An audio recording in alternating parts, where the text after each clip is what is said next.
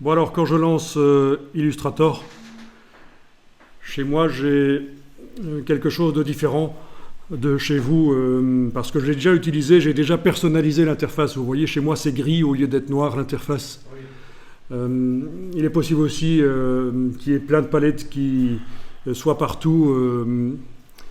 Bon, c'est pas le cas ici parce que j'ai déjà remis en place les palettes. Donc ce que je vais faire ici, c'est remettre à zéro Illustrator.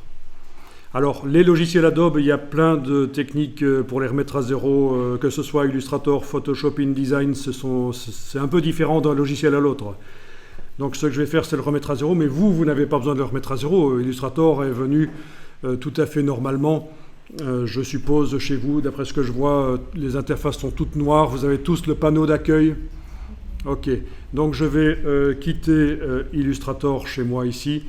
Vous n'êtes pas obligé de le faire. Et je vais relancer Illustrator en enfonçant 3 touches, commande Alt majuscule pendant le démarrage. Voilà, je garde les touches enfoncées.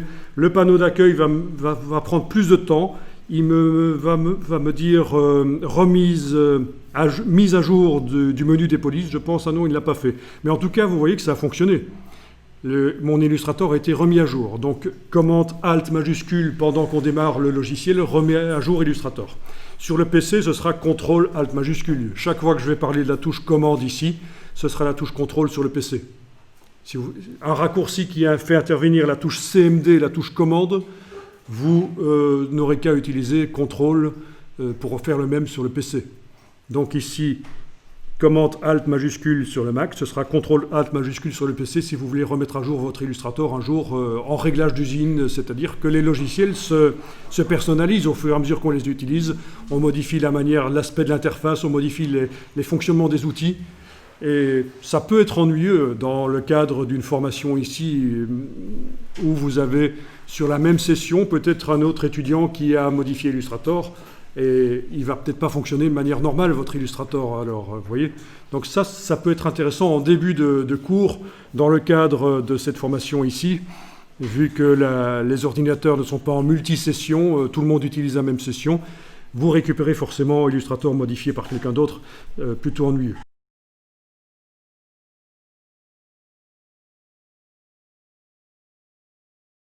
Alors, c'est le panneau d'accueil de Illustrator, qui est plutôt ennuyeux parce que bon, chaque fois qu'on ferme un document, il revient. Donc quelque chose qu'on pourrait déjà faire ici, c'est dans les préférences de Illustrator, dire qu'on ne veut pas ce panneau d'accueil. Vous avez la même chose sur InDesign et Photoshop, ce panneau d'accueil qui revient chaque fois. On va peut-être s'en débarrasser. C'est un choix. Alors, Illustrator, préférence générale. Vous allez dans le menu Illustrator puisqu'on est sur un Mac. Si vous étiez sur un PC, ce serait édition, préférence. Mais ici, on est sur un Mac, il y a un menu Illustrator. Illustrator, préférence général. Voilà, dans les préférences générales, il y a quelque chose qui est coché ici et qui s'appelle afficher l'écran d'accueil si aucun document n'est ouvert. Vous le décochez. Voilà, comme ça, quand vous fermez un document, vous n'avez pas ce truc qui revient à chaque fois, ce qui est plutôt, je trouve, ennuyeux, mais c'est une question personnelle. Hein. Voilà. Alors, vous avez ce qu'on appelle le cadre de l'application, qui est pratique quand on travaille avec plusieurs écrans, ce qui va permettre de mettre tout Illustrator sur un écran. Voilà. Mais là, on est avec un seul écran, on n'est pas avec plusieurs écrans. Donc, ça n'a aucun intérêt que Illustrator soit dans une fenêtre flottante comme ça. C'est typique du Mac, ça, en fait. Hein. Sur le PC, vous avez d'office la possibilité de faire passer tous les logiciels en fenêtre flottante avec une petite icône en haut à droite. Mais ici, sur Mac, c'est comme ça. Illustrator en réglage d'usine, puisque je l'ai remis à zéro, je vous rappelle, en réglage d'usine, arrive avec ce cadre de l'application et on va s'en débarrasser en allant dans le menu Fenêtre, vous allez décocher cadre de l'application. Et comme ça, pour un travail sur un seul écran, vous avez Illustrator qui est comme ça, qui occupe un maximum de l'écran, il n'est pas dans une fenêtre. Bien. Alors, la palette des outils de Illustrator ici, chez moi, apparaît avec peu d'outils. je vais demander que tous les outils apparaissent, parce que ça c'est une version simplifiée, mais on va directement voir tous les outils ici dans cette formation. Je veux dire, on va avoir une vue d'ensemble de tous les outils. Alors vous n'avez peut-être pas ça, c'est dans la version 2020 peut-être qu'il y a ça, je ne sais pas.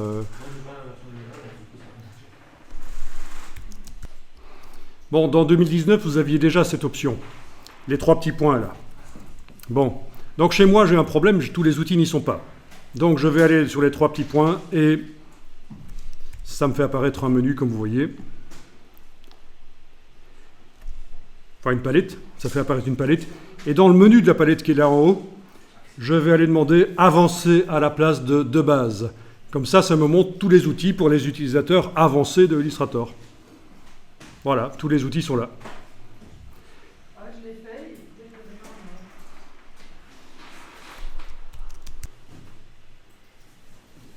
Voilà. Donc la palette des outils complète et je vous conseille de la mettre en 2 colonnes, si ce n'est pas déjà le cas, avec la double flèche ici, pour mettre la palette des outils complète, puisque j'ai demandé la configuration avancée de Illustrator.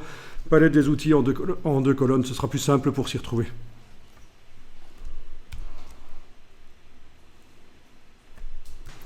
L'interface, si vous préférez une autre interface, on peut le faire. Moi, je vais le faire parce que pour la projection, l'interface sombre, c'est pas génial. Donc, dans les préférences interface, vous allez pouvoir changer la couleur de l'interface.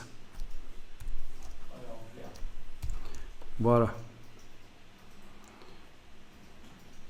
Peut-être le plus clair. On va voir. Ouais. Ou en gris comme ça, gris clair, c'est bien.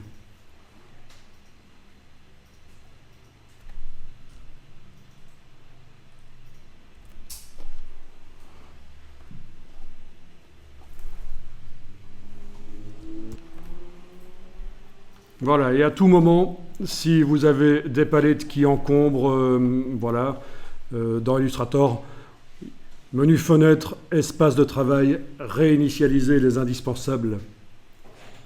Menu fenêtre, espace de travail, réinitialiser les indispensables et ça vous réinitialise. Le problème c'est que, voilà, il va falloir que je redemande à nouveau ici,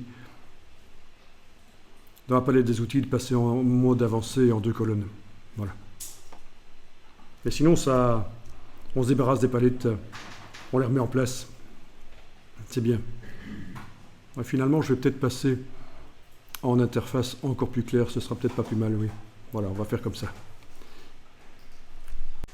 Alors oui, quand vous êtes dans Illustrator, il est possible sur le Mac, c'est différent du PC, sur le Mac on voit le bureau du Mac à l'arrière, entre les palettes de Illustrator. C'est comme ça dans tous les logiciels Adobe sur Mac, et quand on clique entre les palettes, là où il y a le bureau, ça vous ramène vers le Finder. Ici ça a été désactivé sur mon Mac, mais chez vous, quand vous cliquez entre les palettes, vous redescendez au niveau du bureau. Et donc pour revenir sur Illustrator, il faudra que vous utilisiez la touche commande, la touche CMD que vous gardez enfoncée, et en même temps la touche tabulation, qui est donc la touche juste à gauche du A sur le clavier AZERTY, qui va vous permettre de passer d'un logiciel à l'autre qui sont ouverts. Vous avez aussi quelque chose de similaire sur Windows au cas où. Passer d'un logiciel à l'autre, et donc vous revenez à Illustrator et vous revenez comme ça dans Illustrator. Voilà, je sais c'est ennuyeux, les utilisateurs de PC en général n'aiment pas que ça fonctionne comme ça, mais il n'y a pas le choix. Voilà. Le bureau du Mac apparaît en arrière-plan des logiciels. Donc, commande tabulation pour passer d'un logiciel à l'autre.